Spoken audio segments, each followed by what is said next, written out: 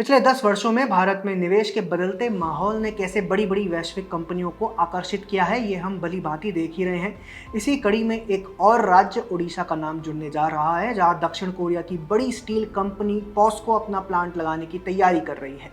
ये वही पॉस्को है जिसने वर्ष 2005 में ओडिशा में अपना प्लांट स्थापित करने की योजना बनाई थी, लेकिन कंपनी 12 वर्षों तक कांग्रेस के सियासी झोल में ऐसी उलझी कि उसे मजबूरन 2017 में अपना प्लान छोड़कर भारत से निकलना पड़ा।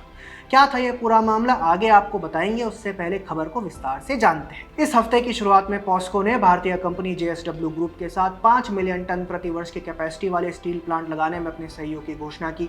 ओडिशा सरकार के लिए ये बड़ी उपलब्धि इसलिए मानी जा रही है क्योंकि अभी सत्ता में आए हुए मात्र 6 महीने हुए हैं और राज्य में इन्वेस्टमेंट के लिए कमिटमेंट नजर आ रहा है। दरअसल पॉस्को प्लांट का बंद होना नवीन पटनायक सरकार की विफलता तो थी ही, लेकिन इस पूरे घटनाक्रम के पीछे सबसे बड़ी भूमिका कांग्रेस पार्टी की थी।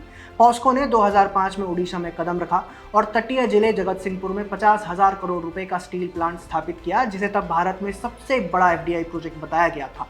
स्थानीय लोगों के बीच भूमि अधिग्रहण को लेकर चिंताएं तो थी, जिनका समाधान भी किया गया, लेकिन इन चिंताओं को राजनीतिक हथियार बनाया तत्कालीन केंद्रीय पर्यावरण मंत्री जयराम रमेश ने। सिर्फ इसलिए कि जयराम अपने मालिक और तत्कालीन कांग्रेस के उपाध्यक्ष राहुल गांधी के लिए लॉन्चिंग पैड तैयार कर पाए।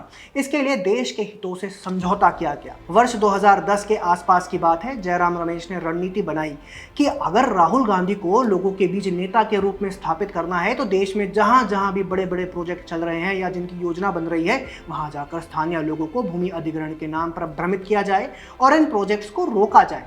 पॉस्को और वेदांता एल्यूमिनियम प्रोजेक्ट के साथ यही किया गया। सुप्रीम कोर्ट से नेसेसरी क्लियरेंस मिलने के बावजूद सिर्फ 5 सालों के अंतराल में यह प्रोजेक्ट मनमोहन सरकार की ओर से 9 बार रिव्यू किए गए। राज्य सरकार की ओर से प्रक्रियाएं पूरी होती रहीं, लेकिन जयराम रमेश अपने मंत्रालय से अलग अलग जांच और कमेटियों के नाम पर रोड़े अटकाते रहे।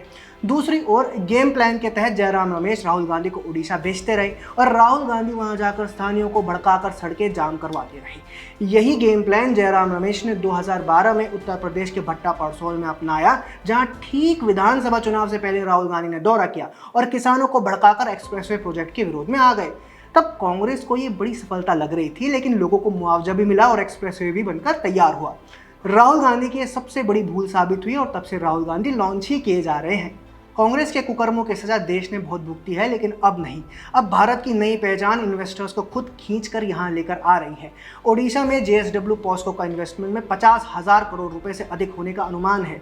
यह कंपनी युवाओं के लिए हजारों प्रत्यक्ष और अप्रत्यक्ष रोजगार के अवसर पैदा करेगी। भले ही राहुल गांधी और उनके कई गुरु आज भी भारत को बर्बाद करने के लिए उसी विचारधारा पर चलकर अडानी अंबानी पर हमले कर रहे हैं, लेकिन इन्वेस्टर्स को भारत की मोदी सरकार पर विश्वास है।